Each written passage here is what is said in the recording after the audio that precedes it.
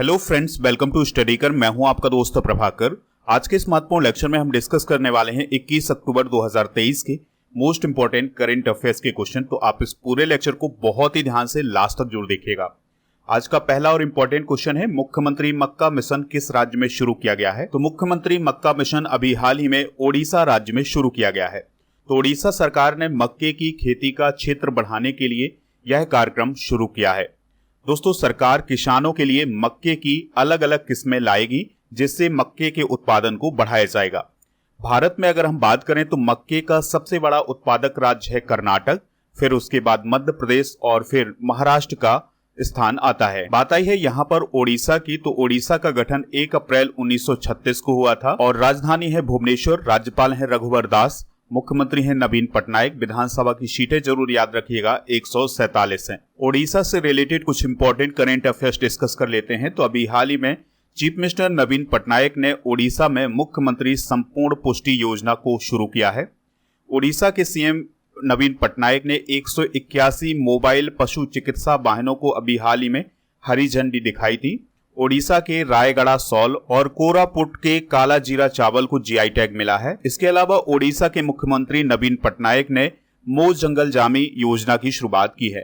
तो ये है ओडिशा से रिलेटेड कुछ इंपॉर्टेंट करंट अफेयर्स। आप इस पूरे लेक्चर को बहुत ही ध्यान से लास्ट तक देखिएगा। लास्ट में आपसे एक क्वेश्चन पूछा जाएगा जिसका आंसर कमेंट बॉक्स में देना है।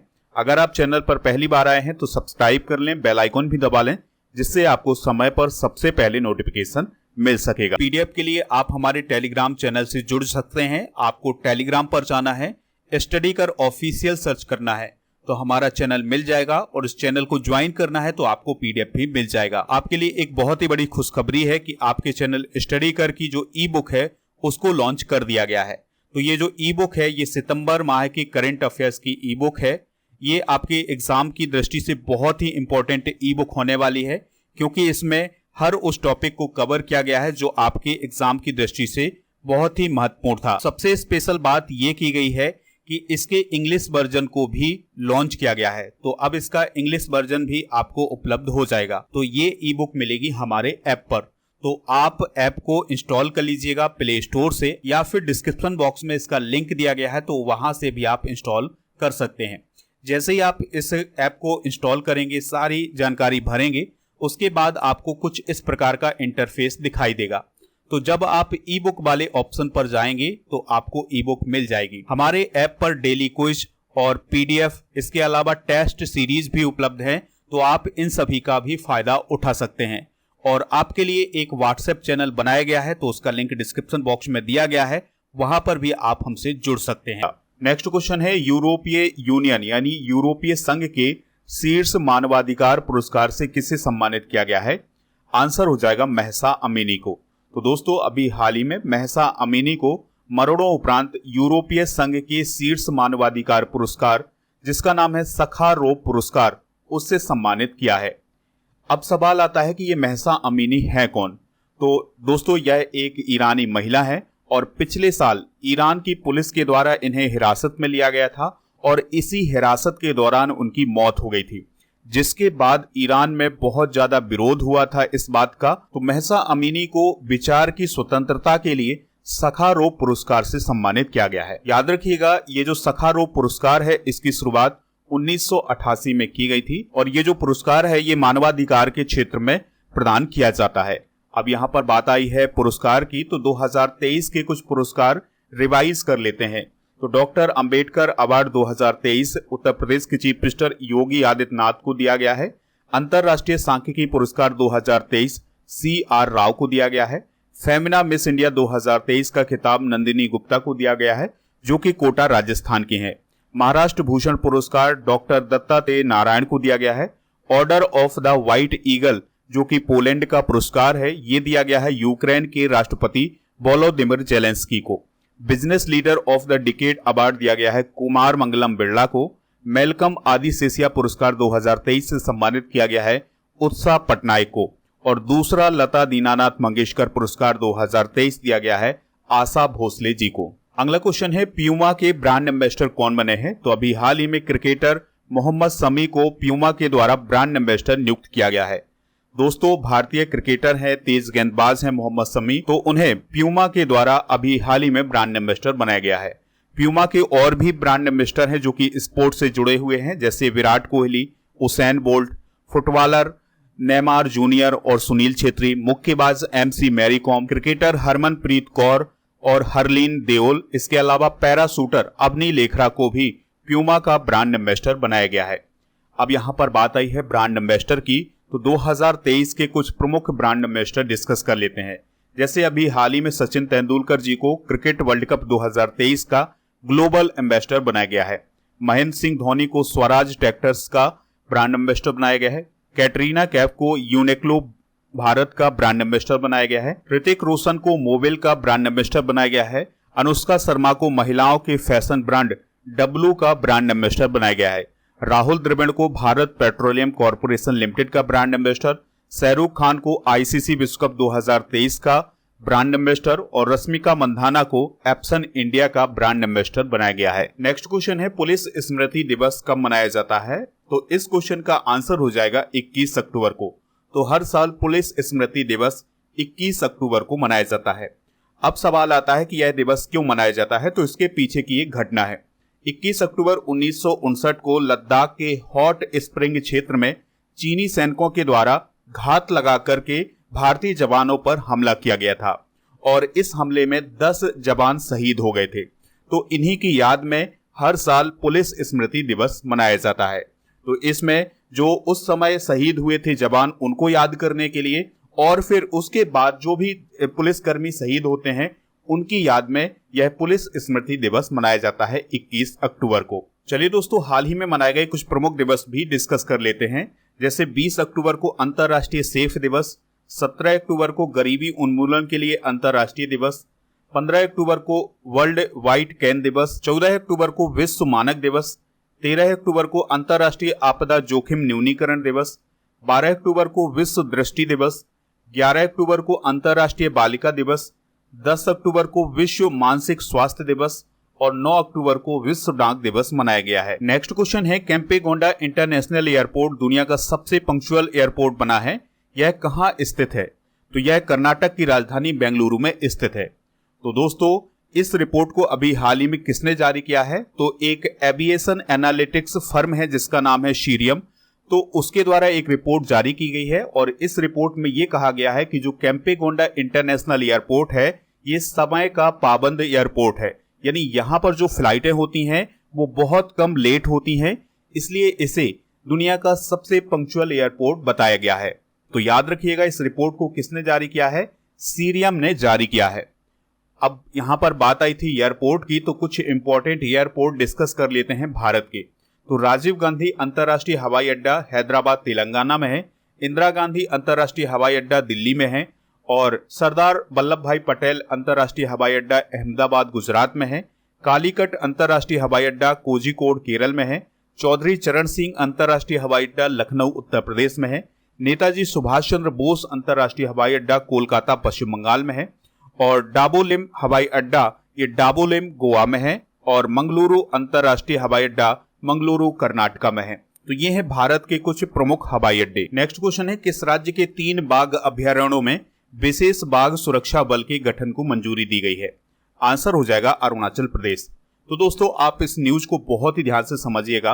अरुणाचल प्रदेश के 3 टाइगर रिजर्व हैं जिनका नाम है नामदाफा और पक्के और कमलांग। तो इन टाइगर रिजर्वों में अब एक विशेष बाघ सुरक्षा बल का गठन किया जाएगा और ये जो बाघ सुरक्षा बल होगा ये बाघों को प्रोटेक्ट करेगा, उनका जो आवास है उसको प्रोटेक्ट करेगा और बाघों की किसी भी प्रकार से तस्करी ना हो, उनकी हत्या ना की जाए, इन सभी बातों का ध्यान रखेगा कौन? बाघ सुरक्षा बल। तो दोस्तों, अगर हम बात करें नामदाफा राष्ट्रीय उद्यान की और ये टाइगर रिजर्व भी है, तो ये अरुणाचल प्रदेश के चांगलांग जिले में स्थित है और पक्के टाइगर रिजर्व अरुणाचल प्रदेश के पूर्वी कामेंग जिले में है। इसे पाखुई टाइगर रिजर्व के नाम से भी जाना जाता है। कमलांग बाघ अभ्यारण्य की बात करें तो यह अरुणाचल प्रदेश के लोहित जिले में स्थित है। यहाँ पर बात आई है अरुणाचल प्रदेश की, तो अरुणाचल प्रदेश भारत का नॉर्थ ईस्ट स्टेट है। कैपिटल इसकी ईटानगर है। केवल त्रिविक्रम परनाइक यहाँ के वर्तमान में राज्यपाल हैं। मुख्यमंत्री हैं पेमा खांडू। इसकी स्थापना यानी कि इसे राज्य का दर्जा दिया गया था 20 फरवरी 1987 को। विधानसभा की 60 सीटें हैं और राज्यसभा की 1 और लोकसभा की 2 सीटें हैं।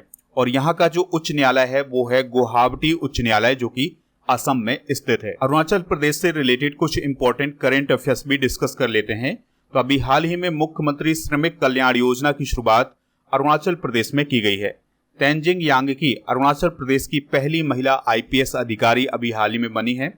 अरुणाचल प्रदेश में चाचिन ग्राजिंग उत्सव अभी हाल ही में मनाया गया है। बिहू कुह उत्सव अरुणाचल प्रदेश में मनाया जाता है।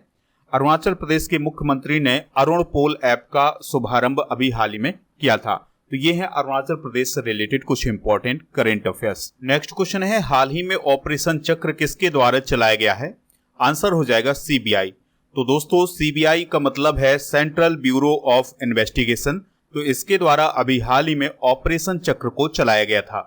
तो ऑपरेशन चक्र 2 अभियान के अंतर्गत 5 अलग अलग मामलों में विभिन्न राज्यों के 76 ठिकानों पर छापेमारी की गई थी।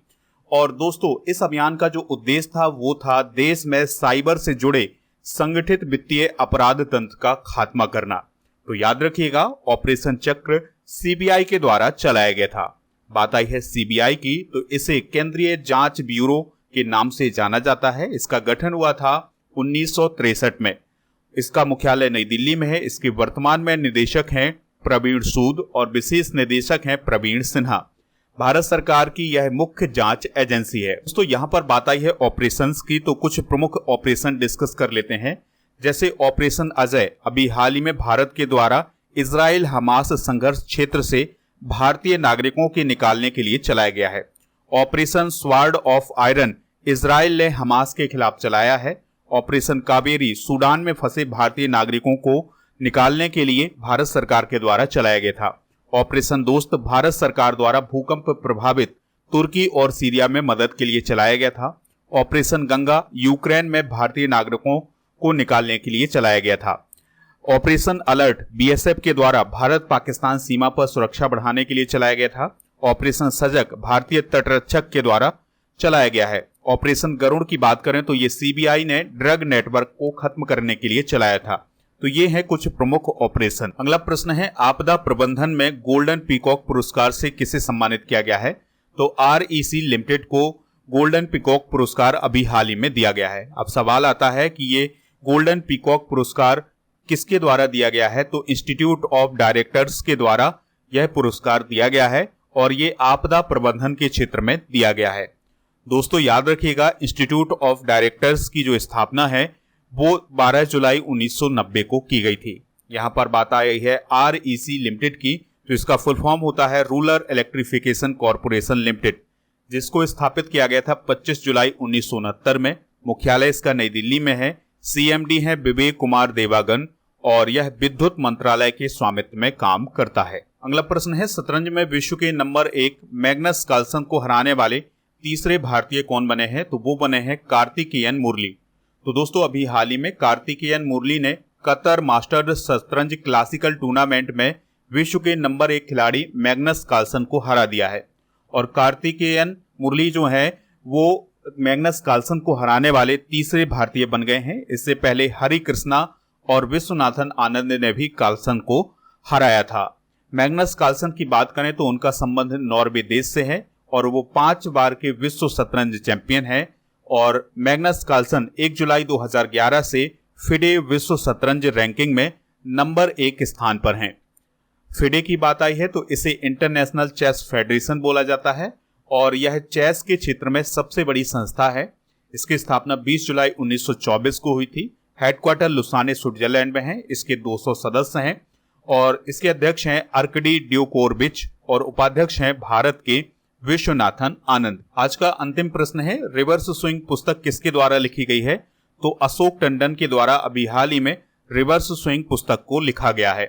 तो अशोक टंडन के द्वारा लिखी गई पुस्तक रिवर्स स्विंग को अभी हाल ही में पेट्रोलियम मंत्री हरदीप सिंह पुरी के द्वारा लॉन्च किया गया है। और दोस्तों इसका प्रकाशन प्रभात के द्वारा किया गया है। इस किताब में आजादी के बाद से ऐतिहासिक घटनाओं और भारत ब्रिटेन संबंधों में आए परिवर्तन के बारे में बताया गया है।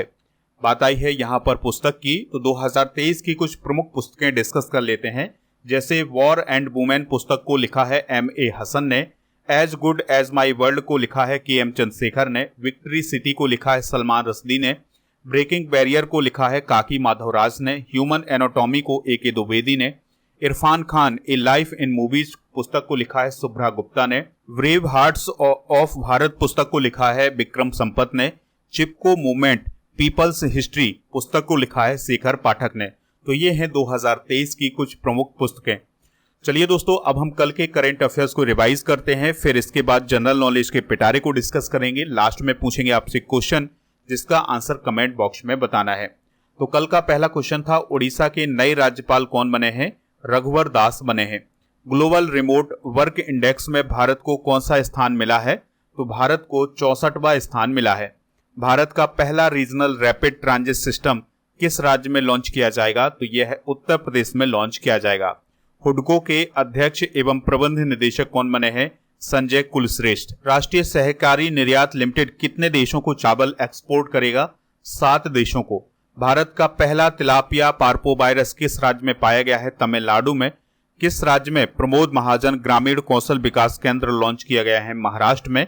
किस केंद्रशासित प्रदेश में खेलो इंडिया स्टेट एक्सीलेंस सेंटर स्थापित किया जाएगा? लद्दाख में। किस राज्य सरकार ने होप इनिशिएटिव शुरू किया है? आंसर हो जाएगा पंजाब ने। तो नशा को खत्म करने के लिए पंजाब सरकार के द्वारा होप इनिशिएटिव शुरू किया गया है।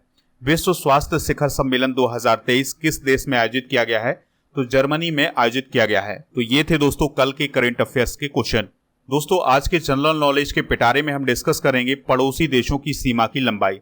जैसे बांग्लादेश से हमारी सीमा सबसे अधिक लगती है 4096.7 किलोमीटर, चाइना से 3488 किलोमीटर, पाकिस्तान से 3323 किलोमीटर, नेपाल से 1751 किलोमीटर, म्यांमार से 1643 किलोमीटर, भूटान से 699 किलोमीटर और अफगानिस्तान से 106 किलोमीटर की सीमा लगती है भारत की। दोस्तों, कल के करंट अफेयर्स में जो क्वेश्चन पूछा गया था उसका आंसर था मनोज पांडे। तो लगभग सभी लोगों ने इसका आंसर मनोज पांडे बताया हुआ है। इसी प्रकार से आपसे जो क्वेश्चन पूछा जाए उसका आंसर आप कमेंट बॉक्स में जरूर बताइएगा। आज का क्वेश्चन है, क्रिकेट वर्ल्ड कप 2023 के ग्लोबल एम्बेसडर कौन बने हैं? जो भी इसका राइट आंसर हो कमेंट बॉक्स में जरूर बताएं, हमें इंतजार रहेगा आपके आंसर का। मिलते हैं नेक्स्ट लेक्चर में। जय हिंद, वंदे मातरम।